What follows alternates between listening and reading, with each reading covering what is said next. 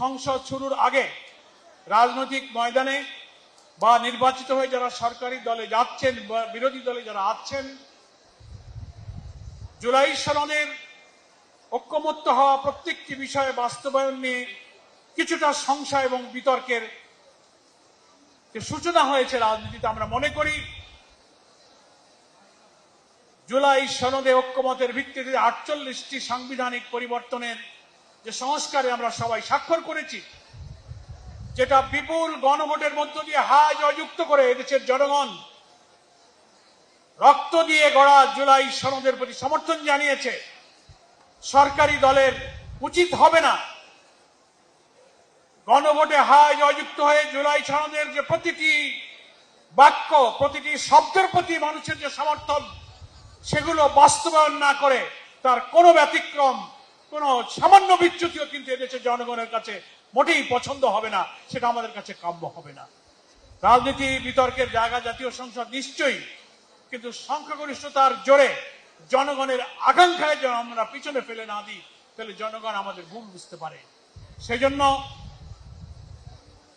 জুলাই সনদে ঐক্যমত্য প্রতিষ্ঠিত হওয়া সংস্কারের প্রত্যেকটি বিষয়ে জাতীয় সংসদে যা গণভোটে গিয়েছে, হায় জয়যুক্ত হয়ে যা গণভোটে রেকর্ড হয়ে আছে, সেটাই যেন আইন আকারে সংবিধানের অংশ হিসেবে সংবিধানে পাশ হতে পারে, অনুমোদিত হতে পারে। এটাই এখন জাতীয় সংসদের পবিত্র দায়িত্ব।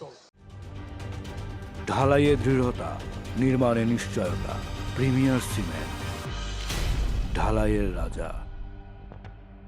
পৃথিবীর ইতিহাসে যা কিছু সৃষ্টি, যা কিছু ভাঙা গড়ার ইতিহাসে তরুণদের ভূমিকাই হচ্ছে মুখ্য। বাংলাদেশের কোটি কোটি মানুষের দীর্ঘ 17-18 বছরের যে ত্যাগ, যে লড়াই, যে সংগ্রামের মধ্য দিয়ে নতুন বাংলাদেশ বিনির্মাণে এই তারুণ্যের শক্তি একটি অজেয় শক্তি হিসেবে লড়াইয়ের সংগ্রামে একদিকে জাতীয় সংসদে, অপরদিকে রাজপথে সেই সংগ্রামেই তারা সামিল থাকবে। এবং আমরা অবশ্যই সবাই মিলে হাতে হাত ধরে গঠনমূলক নিয়মতান্ত্রিক রাজনীতির মধ্য দিয়ে বাংলাদেশকে আমরা গড়ে তুলব, আমাদের শহীদদের স্বপ্ন পূরণ করব। আজকের এই ইফতার মাহফিল থেকে সেই অঙ্গীকার নিয়ে আমরা যেতে চাই। মাহে রমজানের পবিত্র উদ্দেশ্য হলো কোরআন নাজিলের এই মাসে কোরআনকে বোঝা, কোরআনকে পড়া, কোরআনের আলোয় নিজের জীবন এবং সমাজকে আলোকিত করা।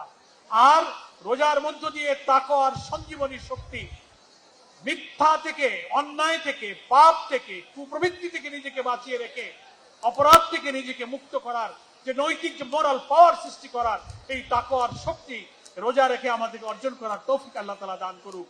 আল্লাহর কাছে সেই তৌফিক কামনা করে সকলকে আবারও শুভেচ্ছা জানিয়ে আমি আমার বক্তব্য শেষ করছি।